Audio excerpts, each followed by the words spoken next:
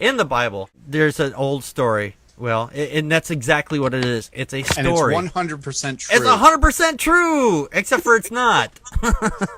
There's a story in the Bible that claims that the sun stood still. And so Joshua, it's actually Joshua 10:13, and actually Joshua 12 and 13, actually. And it says, it goes, on the day the Lord gave the Amorites over to Israel, Joshua said to the Lord, hey, he called him up on his phone and said, hey, God, we kind of need a little extra daylight because we need to, get the job done here. So, hey, would you just do us a real solid here and kind of hold that sun in place for us, so and don't move around the moon, so we can, get over there and, kill these son of bitches? In a nutshell. It doesn't quite say that, but it says, on the day the Lord gave the Amorites over to Israel, Joshua said to the Lord in the presence of Israel, sun stand still over Gibeon, and the moon, and you, moon, over the valley of Elgeron. So the sun stood still, and the moon stopped, and the nation avenged itself onto its enemies, as written in the book of Jasar. And the sun stopped in the middle of the sky and delayed going down for a full day. And it says there's never been a day quite like it, and that's Joshua 14. It says there's never been a day like it, or since before or since the day was listening to a human being. And the thing is, since when would a god, first off, stop the sun from moving in the sky? First of all, the logistics of this is fucking impossible.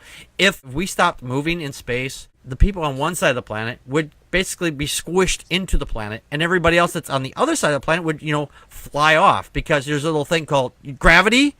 And since the sun does not revolve around the Earth like they used to think, and of course they used to think the planet was flat too. Like the Bible says. Exactly. And of course it's sitting on pillars too, and there's turtles underneath those pillars. But if you think about it, just logically, this is logically impossible. And there's even a website that says, oh, NASA supposedly found a missing day, because of some goober supposedly was working with NASA, and he said he saw the computers, and he said, oh, well, there was a Bible story that should explain this missing day, which is total and utter bullshit. I can't help but laugh right Yeah, I know. And if you go to Snopes.com and type in Lost Day, it's right there. There'll be a link at PackardPokes@WordPress.com. But let's get going on the discussion, and then we'll get the timer going. There's the timers. There it is, right there. And we're going to start the timer right now. Neil, you go first. Utter bullshits. Yes, absolutely utter bullshit. 2 words for this: utter bullshit. Yep. I'm done. We have 7 minutes of time to fill there, Neil. Go ahead and give us a little bit more on this. Well, it's utter bullshit. I mean, other than reason why. I mean, reasons why this is utter bullshit, other than just bullshit, Well, yeah, I'm actually going to break into that right now. Okay, good. For one, if the Earth stops, you have elongation that happens with the planet. Mm-hmm. It basically is in a constant state of fluctuation at the atomic base. That basically helps keep the planet in its rotation and helps basically keep the seasons going. If we are in an elliptical orbit and if we're just sitting in place, seasons are going to go out of whack. That would actually be traced.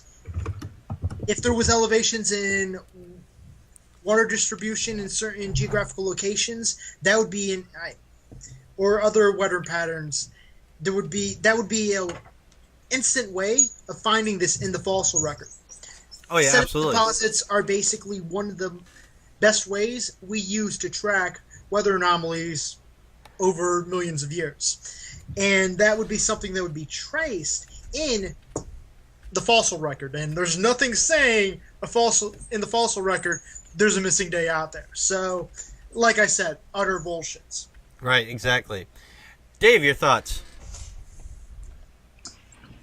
Okay, so Joshua 10:13 is utter bullshit. Yep. He's absolutely correct.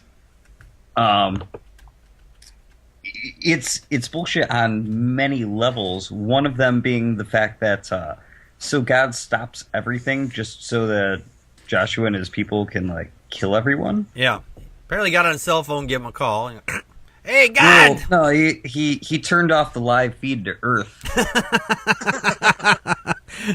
and was like, we'll just stop it and we're done and kill everyone because the Earth's...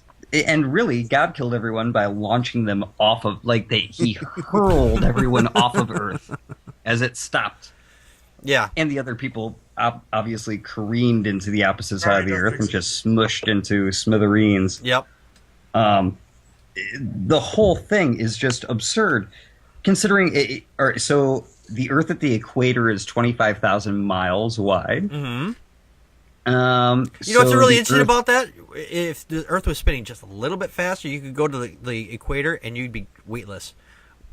Just putting that out there. It's kind of interesting. Well, you'd experience weightlessness. Yes, exactly. Quite weightless. Well, pretty close to it. Yeah. I mean, you lose about 20 pounds standing there. Woo! Sure. You could jump really high. Yes. Look, no basketball games there because everybody be making jump shots. Whew. So if play basketball at the equator, we're spinning faster. There you go. Yeah, right. So if the Earth at the equator is 25,000 miles, then the Earth rotates in about 24 hours per day. Is that what I'm to assume? I think last time I checked, it does. Right. So then that 25,000 miles passed by in 24 hours. That's 25,000 divided by 24. That's about 1,000 miles per hour. Mm-hmm. 1,000 miles per hour. Yeah, imagine. And you're just going to stop that. Yeah. Whoops. That's like a brick wall. Oh, yeah. Oh, that's worse than a brick wall. That's that's much worse than a brick wall. And on top of that, the Earth is also moving around the sun at 67,000 miles per hour. Yep. 67,000. Yep. So 67,000 miles per hour around the sun while rotating at 1,000 miles an hour, and that all just, we're just going to stop it. Yeah. Just going to bring it to a halt for a little while, just for you. And then, I mean, just to think about the logistics of that scenario, for just a second, you have to just be in awe of how ignorant you have to be to think that could actually happen. Yeah, exactly. It's utter absurdity. It's utter absurdity. Joe, your thoughts? Yeah, if the Earth stopped rotating, the pizza would fly right off the table, and then none of us would get it. Pineapple or not. I'd never get my fucking pineapple. It would be completely ridiculous. But yeah, you mentioned the Snopes article. Mm-hmm. It says that a NASA scientist discovered a missing day in time which corresponds to the biblical accounts of the sun standing still in the sky. I actually read that, and it's really quite funny. It says that NASA needs to know the positions of the sun, the Earth, and the planets so that satellites don't accidentally bump into them. Yep. Which is completely ridiculous because the planets are millions of miles away. The moon is 250,000 miles away. The sun is millions of miles away. So satellites don't accidentally bump into these things. It's completely ridiculous. Exactly. But that all folds into the sky dome model of the biblical flat Earth, where all the celestial objects are on this sky dome very close to the planet, and they move around on this thing. So yeah, it's a very biblical understanding of the universe. This claim. Yeah, it really is. It's utter garbage overall. I mean, I appreciate that, Joe, because I forgot to bring up the Earth being flat. It looked flat to me today, you know. That the NASA computers could look back in time to see that there was a day missing. Yeah, apparently. The thing is, NASA even says, we're not looking back in time. We have no need to look back in time. We just need to, just make sure that... They can and they do. It's just these computers that do that, they're run on an algorithm based on the movement of celestial bodies. They can rewind the solar system and see like the position of things back like thousands of years ago. But just doing that in a computer isn't going to reveal that there's a missing day. Right, exactly. Like you would need other evidence. Like you can't make a computer model that would reveal that. You would need to demonstrate in some way that a day vanished. Right, exactly. And the fact is that a missing day would suddenly show up in the data. It's patently absurd. It's like you'd have to program the algorithm to have a missing day in order for the computer to come up with that. Yeah, when I work something on my computer and I put days on the row in a row, they all continue from one right to the next. They don't go, oh wait a minute, there's one that's missing. But anyway, this has been a good discussion, but unfortunately our time has ended. And yeah, a missing day? No, please, people, if you're gonna read this thing called the Bible, which is utter trash, in my opinion, anyway, because these are just stories. Stop thinking this shit is real, please. You're hurting. Packard, yes. Everybody on that day got really good tans. Checkmate, atheists. At least, Really? that's how they discovered bacon. You know, they left the pigs out and they just turned into bacon. And on the really long day, we discovered bacon.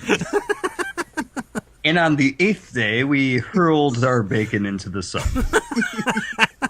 We wanted it extra crispy.